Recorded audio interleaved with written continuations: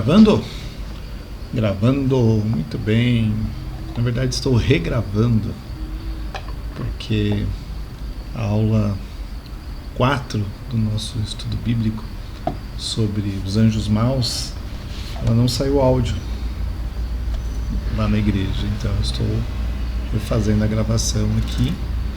Não vou aparecer na câmera, vão ser somente os slides, mas acho que o mais importante é a gente seguir aqui com conteúdo.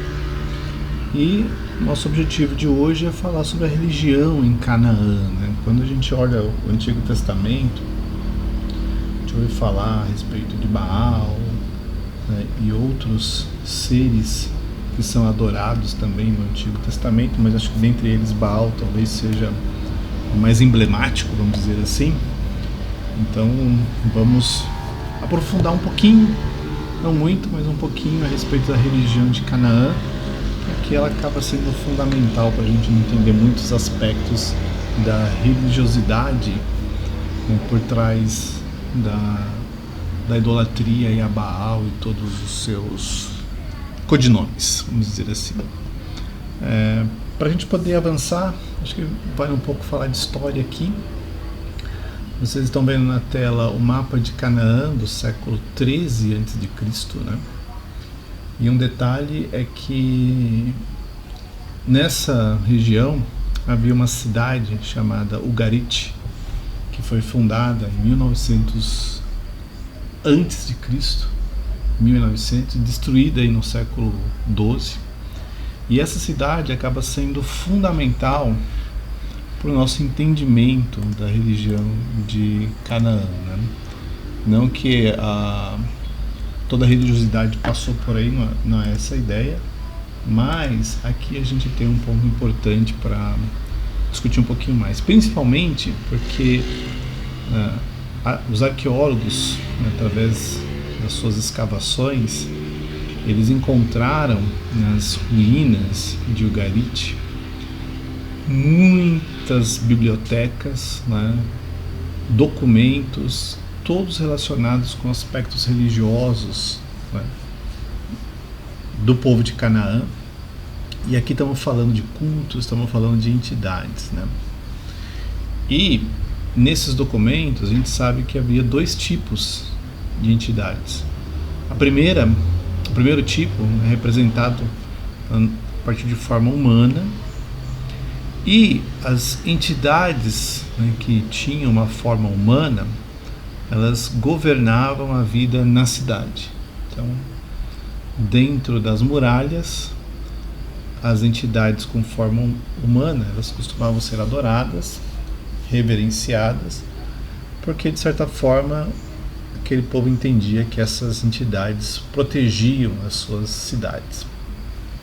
Agora, nas zonas desérticas, nos lugares desabitados, esses documentos mostram que esses locais eles também eram governados, mas não por entidades em forma humana, mas por monstros demoníacos, né? Então, se você tivesse numa cidade, tinha uma entidade lá para proteger, mas se você estivesse no deserto ou numa região desabitada, você estava aí no risco.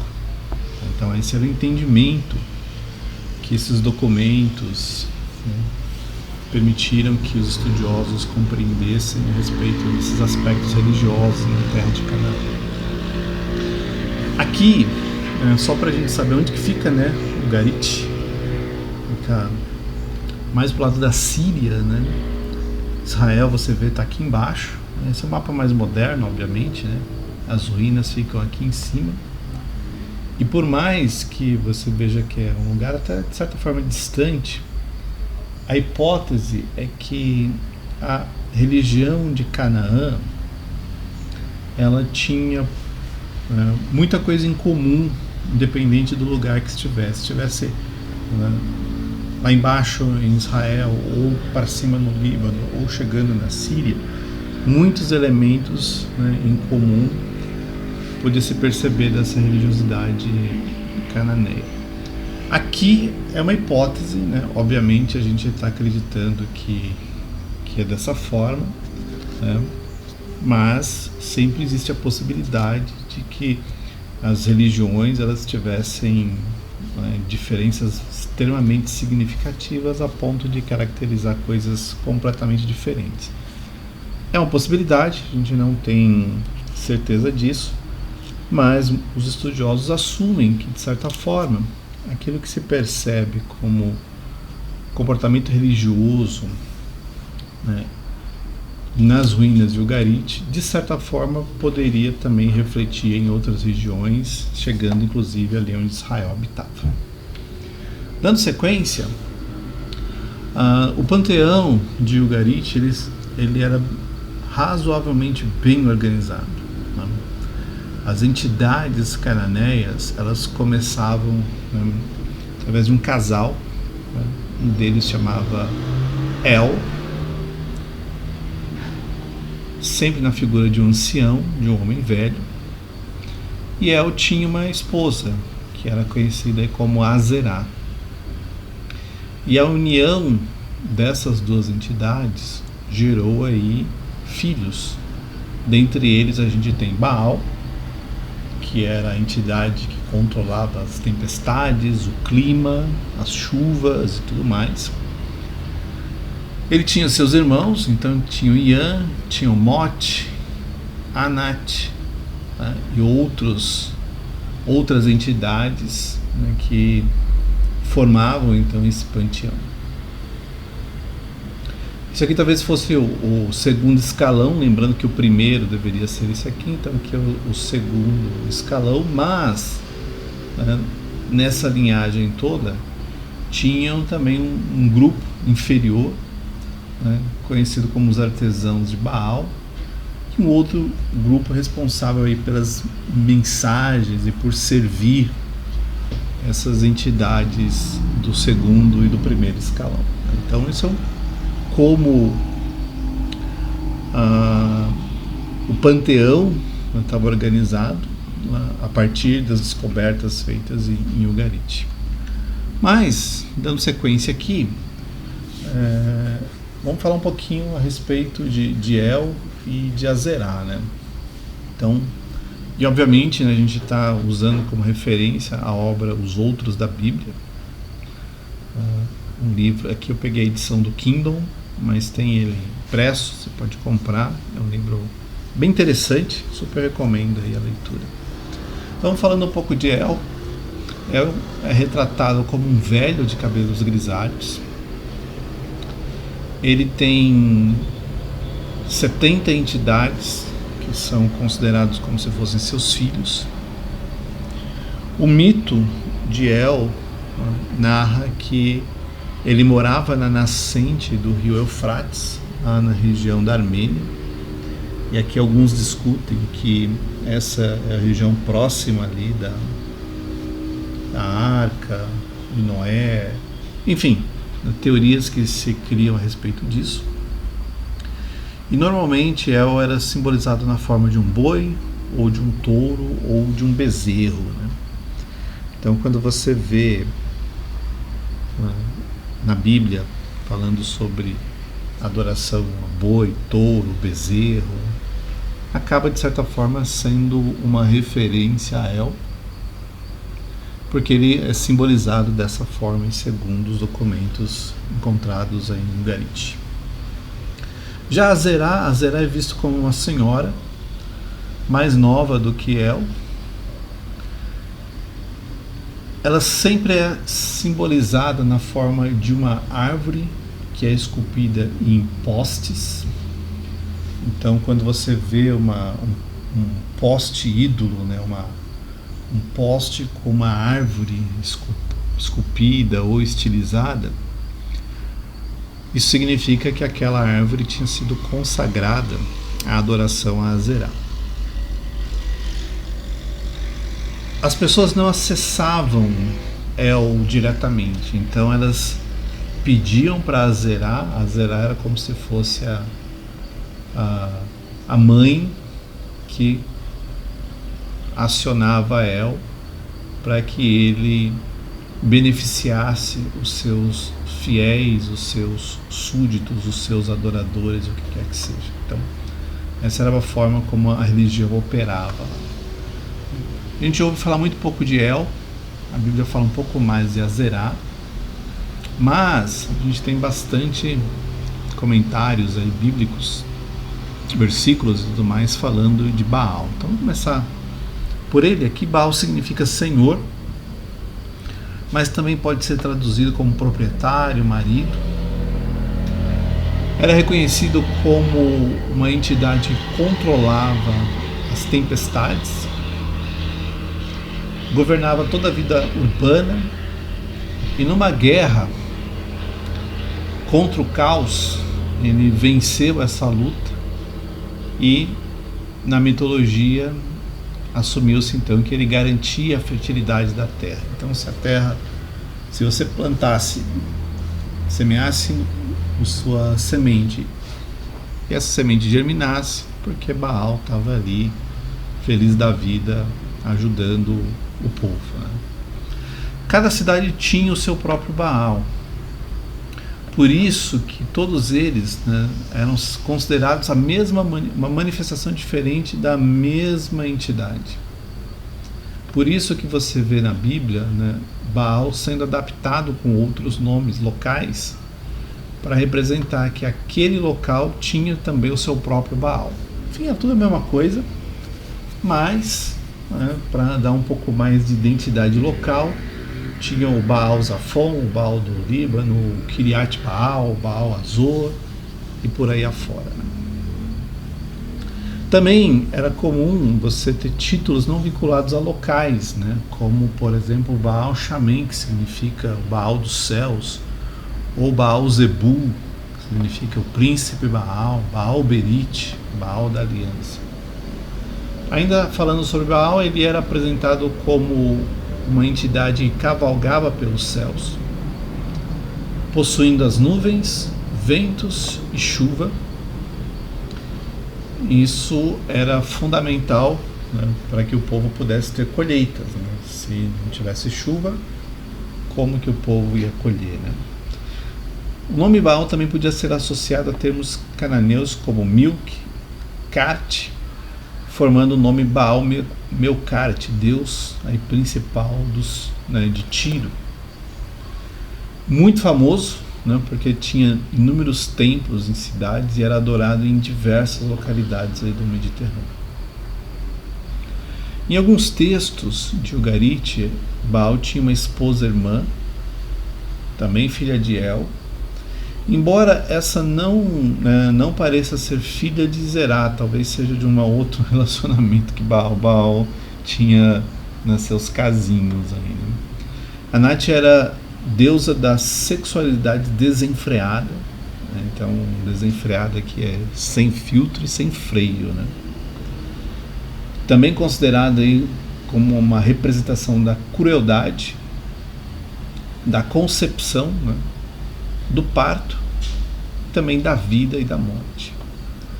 Nos textos ela era vista como uma entidade extremamente violenta que mergulhava seus joelhos no sangue dos guerreiros derrotados para mostrar aí autoridade e fúria. Então era uma entidade guerreira, impiedosa e que não mostrava nenhum pouco de misericórdia para ninguém.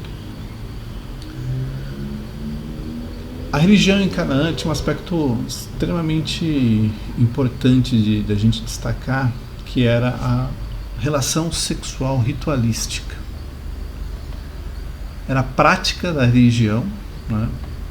Principalmente porque se acreditava que com essa prática colheitas melhores poderiam ser obtidas, né, em cada uma das estações. Essa prática de relação sexual ritualística estava associada, né, principalmente aí com Astarote. O culto a essas divindades incluía servidores do templo, então imagina, tinha um templo.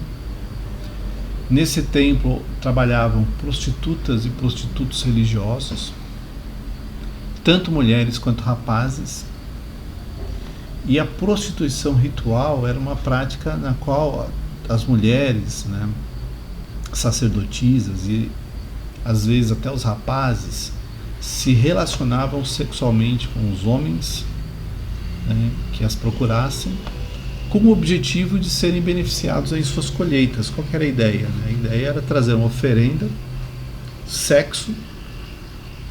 Então, após o ato sexual, o ofertante fazia o pagamento, que era destinado para o templo da entidade, a fim de que aquele homem recebesse aí uma bênção, um favor, para que a sua colheita fosse bem sucedida. Então imagina, né? Era um lugar onde se forçava as mulheres a se prostituírem, mulheres às vezes até novas, adolescentes, rapazes também. Então imagina como que era aquele ambiente de exploração sexual em troca aí de uma religião que obrigava as pessoas, né, os sacerdotisas e rapazes, a se prostituírem com homens, na expectativa de receber algum favor de uma entidade que traria chuva na época certa. Outro aspecto da religião eram os sacrifícios infantis, né? Então, os primogênitos, eles eram oferecidos em holocausto em um lugar chamado Tofet. As crianças, normalmente sacrificadas, né, os filhos dos próprios ofertantes, eles eram entregues voluntariamente. Então a família levava a criança para ser sacrificada. Tá? E aí, né, os sacerdotes depositavam as crianças, né, sacrificadas em urnas e enterravam isso na própria terra. Né? Essa prática, ela foi documentada por alguns historiadores romanos, né? E segundo o autor, né, foi fartamente registrado em muitas colônias fenícias do Mediterrâneo. Nas escavações eles encontraram essas urnas e as crianças, os corpos na verdade das crianças tinham, né, idades variadas, mas a grande maioria, gente, crianças de 1 mês até 1 ano de idade, e outras aí com no máximo 6 ou 7. Então era os pais que deveriam proteger os seus filhos, pegavam as crianças de 1 ano, 6 meses, 1 mês e levavam para ser sacrificado em favor do Baal. Muitas, né, eram drogadas, né, ou já chegavam mortas para serem queimadas. Então era um sacrifício de queimar as crianças, e aí eles ou drogavam ou já matavam antes as crianças para queimar já mortas, né? E esse tipo de prática então era chamado de Tofet. Havia um outro tipo de sacrifício chamado Molk. Então tudo isso que você viu aqui era o Tofet. Então os pais levavam, os filhos eram drogados, mortos e sacrificados aí, né, em urnas queimadas, né, para as religiões lá de Canaã. O Molk também era um sacrifício, né, mais um infanticídio, né, aqui no caso promovido pelo Estado. Então quando o alimento estava escasso, não tinha água para todo mundo, não tinha comida para todo mundo, o que eles faziam? Selecionavam as crianças e matavam essas crianças, um infanticídio, né, para poder controlar o excesso populacional, ou às vezes a cidade estava sitiada por algum inimigo, né? Então matavam-se as crianças porque era menos, sobrava comida para os adultos para defender a cidade. Absurdo, né? Assim, que justificativa dá para isso, né? Nenhuma.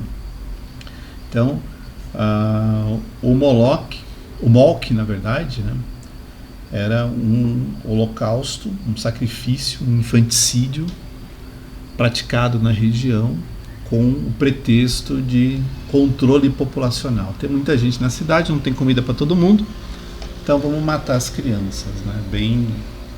É bem esse o raciocínio que aquele povo acabou adquirindo. Independente desse sacrifício ser um tofete ou um moque, os deuses, né, eles recebiam essas crianças aí como oferta para Baal. Então, todo um aspecto religioso aí por trás para justificar essa prática. Né? Então,